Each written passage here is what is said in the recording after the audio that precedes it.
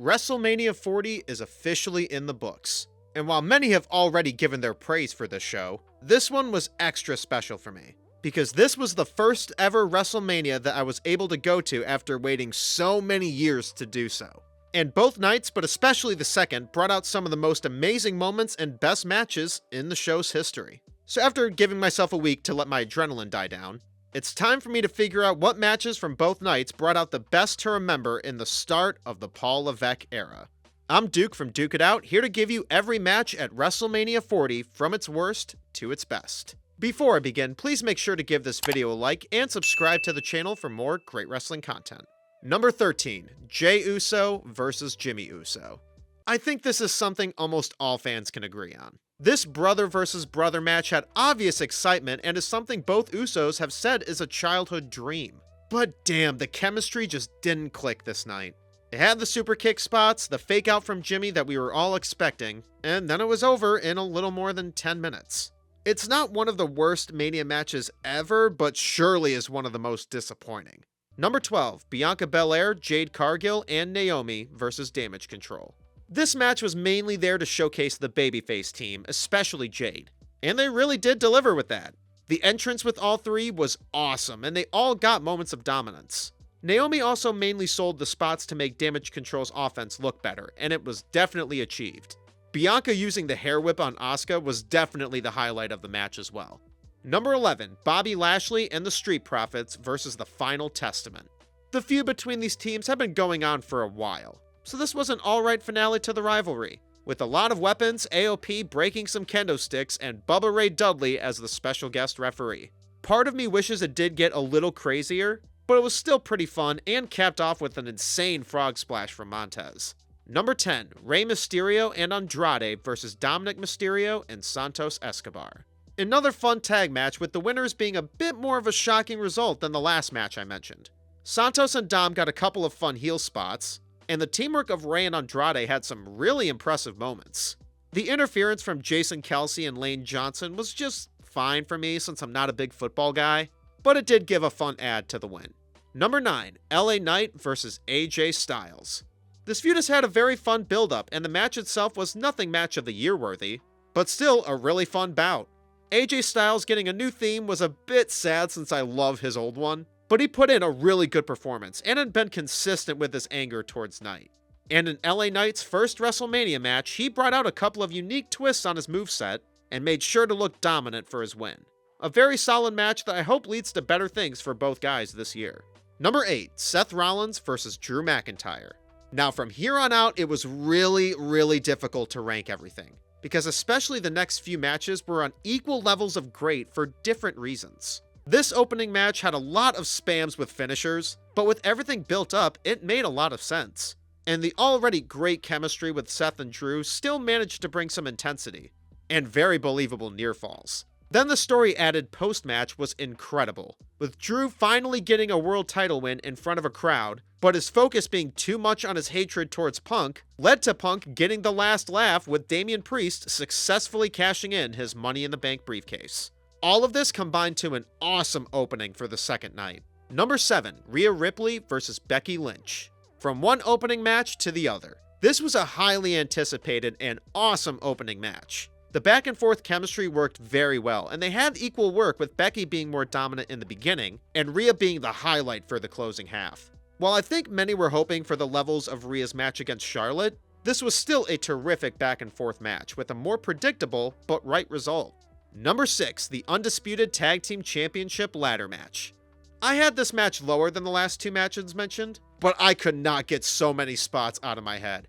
With 12 people in a ladder match, this was obviously going to be a train wreck, but it was an extremely entertaining train wreck.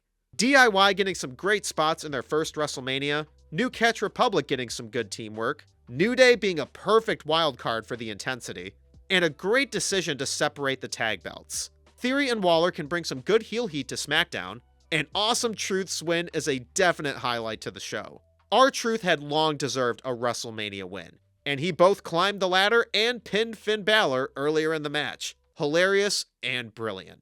Number 5, The Rock and Roman Reigns versus Cody Rhodes and Seth Rollins. Now, with any matches being biased from the live experience, this one might be the most. The length was extremely felt, from the pace and the cooler weather in Philly, but at the same time had intrigue from me the whole time. The first half, since I was right in front of Rock and Seth brawling, and then the last 15 minutes was extremely entertaining. The Rock brought out way more than I expected, with table bumps and doing some great selling. And this was a great preview to what we should be expecting in the next night's main event. Number 4, Logan Paul versus Randy Orton versus Kevin Owens. Since the belt hasn't usually been represented like this at Mania, this might be the best US title match in Mania history. KO brought awesome aggression, which made everything more amped. Logan Paul gave another annoyingly good performance, really playing into the stipulation. And Orton brought some badass and hilarious spots. Him barking at speed before hitting the RKO made me laugh way more than it should have. They all really mixed their skills very well for this triple threat, and the ending had good execution with it as well. Number 3, Io Sky versus Bayley. The past few Manias have brought out some classics for the women's division. 38 had Bianca versus Becky, 39 had Rhea versus Charlotte, and this year we got the newest add to the list. Bayley immediately brought out some amazing adrenaline mixed with anger. And if you were awaiting the NXT Bayley underdog performance, there were some wonderful shades of that here. And Io was able to show why she should remain one of the top stars in the division. Continuing some great aerial spots, doing great leg work, and some of the smoothest counters you could have imagined. I had a feeling the chemistry would be great here, but they surely exceeded those expectations. And if they got an extra 5 to 10 minutes, this could have been even higher. Number 2, Gunther versus Sami Zayn.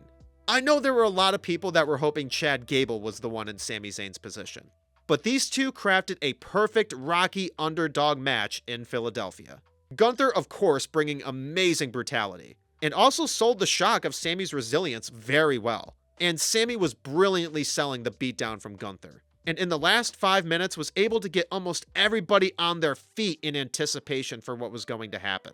And Sami's win was a shocking and awesome moment, with him being able to end record-breaking title reigns at back-to-back WrestleManias. And number 1, Roman Reigns versus Cody Rhodes.